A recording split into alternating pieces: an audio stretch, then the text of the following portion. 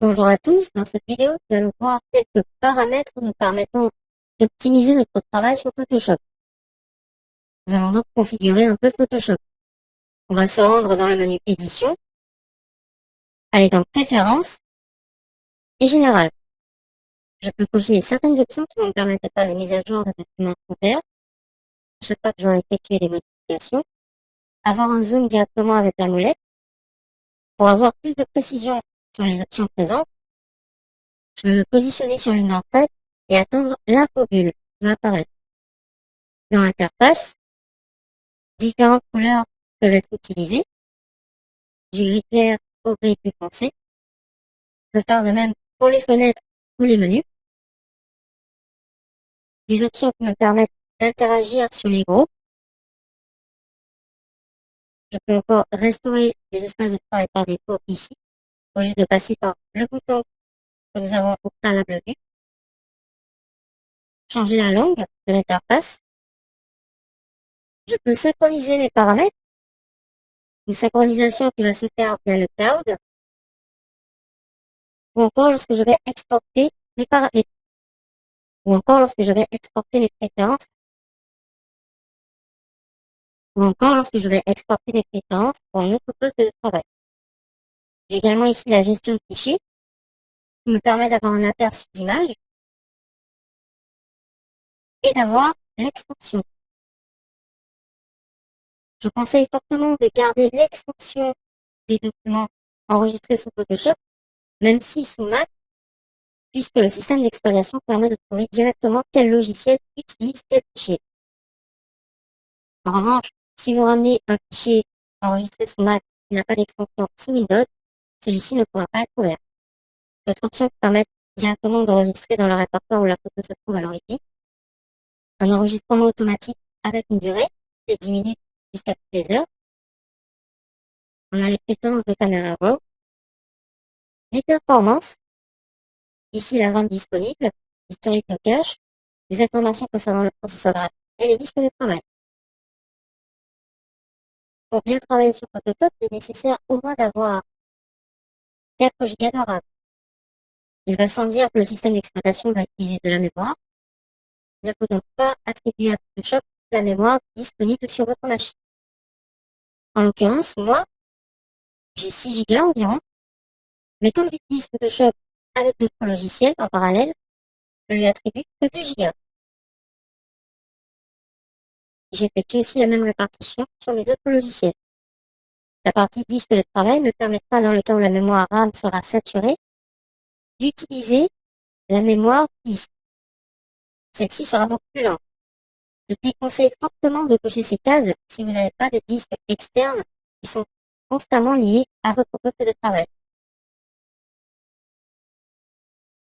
Le système d'exploitation travaille sur le disque, Photoshop travaille sur le disque, il ne va pas encore redemander des ressources sur le même disque. Il vaut mieux avoir un disque externe et travailler avec. Nous pouvons cocher la case utiliser un processeur graphique si votre processeur est compatible avec la version de Photoshop. Nous avons les paramètres avancés.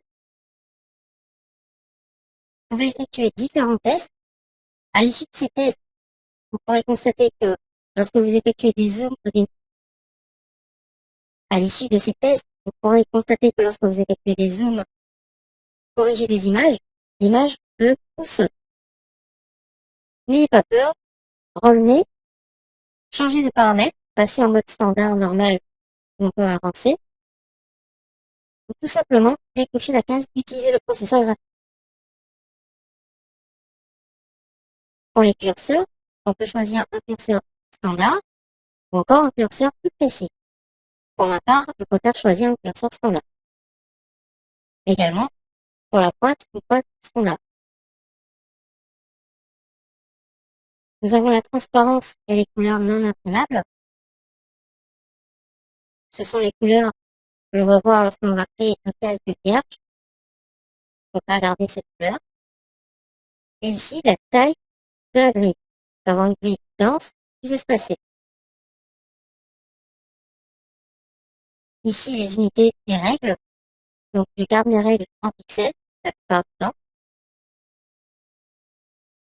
des dimensions pour les largeurs de mes colonnes ainsi que les tiers, ainsi que les dimensions pour l'impression.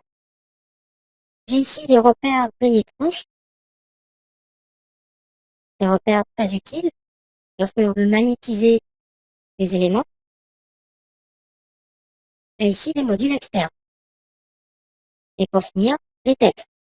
Une fois que ma configuration est faite, je valide par OK.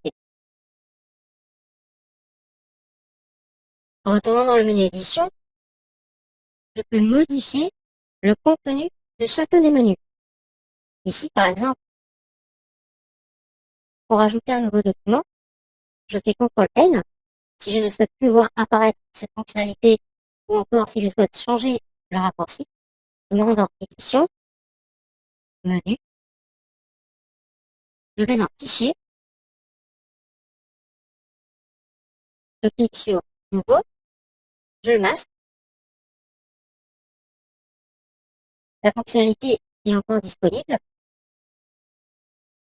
et je vais valider par OK. En retournant dans fichier, je n'ai plus la possibilité de cliquer sur nouveau. Je vais retourner dans édition, menu, réactiver la fonctionnalité. J'ai aussi la possibilité de modifier les raccourcis clavier. Ici, CTRL-N, je peux le changer, ouvrir CTRL-O, faire de même chacun des menus. Et ensuite, enregistrer.